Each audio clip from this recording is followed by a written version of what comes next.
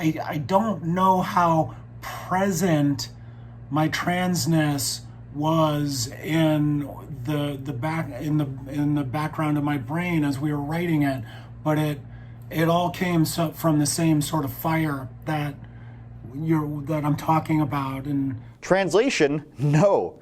So the movie is about transgenderism, but you as a trans person don't know if it was present in your mind when you wrote it? Welcome back to Andrew Says on Rebel News. The Matrix movies were box office smashes from 1999 to 2003, fueling college dorm rooms with talks of philosophy surrounding God, machines, and computers for years after. Now, with a Matrix 4 set for 2022, the original movies are re-entering the spotlight, but not for obvious reasons. Matrix creators, the Wachowskis, have a remarkable story, for the fact that they are amazing movie writers, but also for the fact that, as brothers, they have both transitioned into women late into adulthood. Lawrence became Lana in 2008 at 43 years old, while Andrew became Lily in 2016 at 46. The story here is not their transitioning itself. I don't care who does that, even in spite of the odds of two brothers who aren't twins, both being part of 0.6% of the transgender identifying population. That's not the story. Larry Wachowski has been in the tabloids for his sexual quirks since the early 2000s, from dating a dominatrix to wearing women's underwear at a movie premiere. The story is actually that as of very recently, Lily, aka Andrew, is saying that The Matrix was actually about transgenderism all along. Well, why would anyone be wary of this? Is this harmful? Well, not necessarily. It's just a movie. It's ones and zeros, people going in and out of consciousness. It's not that far-fetched to think so. The Matrix trilogy is about being transgender, says co-director Willie Wachowski. I'm glad that it has gotten out that, that was the original intention, but the world wasn't quite ready at a corporate level. The corporate world wasn't ready for it, so. These are some of the quotes from the director, also noting that the character named Switch was meant to be transgender all along, switching between genders in between worlds, an idea later nixed by the studio, opting for an androgynous character instead. We had the character of Switch, who was like a character who would be, a man in the real world, and then a woman in the Matrix. And now, maybe you believe this was the intention of the movie, maybe you don't. And if you don't, as I'm sure many of you don't, you would probably ask, why now? They had 3 movies to explain this. You had 2004 to 2019 to explain this. So why 2020? What's the motive?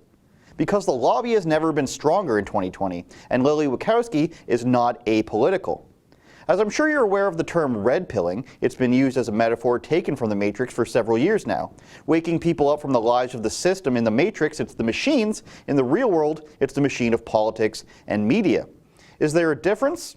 I'm not so sure anymore. But Lily Wachowski takes offense to that. Woke politics and red pilling are complete polar opposites. Now take Elon Musk. He recently tweeted, "Pronouns suck." Whoa, you can't say that, Elon. That's going to put a target on your back for sure, especially with the Matrix creators. Go back a couple months earlier and you'll see that he said, quote, "Take the red pill," end quote. Kanye West, red pills, no pronouns, he must be alt-right. Add Ivanka Trump in there and you'll get a response from Lily Wachowski. "F*** both of you," she says. Very edgy of her. Then she says, "Support Brave Space Alliance if you can, a black and trans-led center in Chicago." The inference, of course?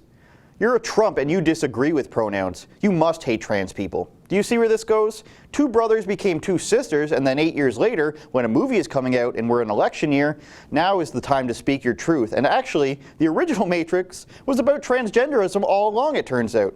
This is not about Control, the movie, not about AI, not about God or Jesus. Forget anomalies in the names Neo and Trinity, and forget about philosophy altogether.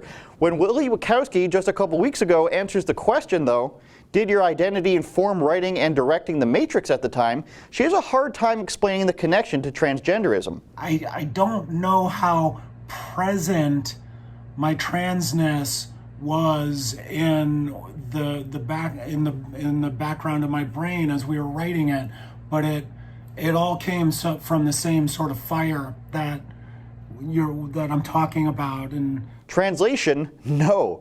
So the movie is about transgenderism, but you as a trans person don't know if it was present in your mind when you wrote it?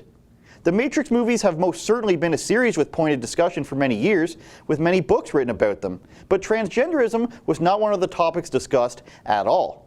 The writers could have come out and mentioned this at any point, but they didn't until now. In their own words, corporate America wasn't ready. So what you're saying to me, Wachowskis, is your own beliefs and principles and fundamentals of who you are as a person took a backseat to money.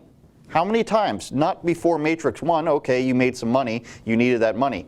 Now how about Matrix 2? No. After Matrix 3? No. Only a decade or two later, actually. And I'm supposed to respect that, apparently?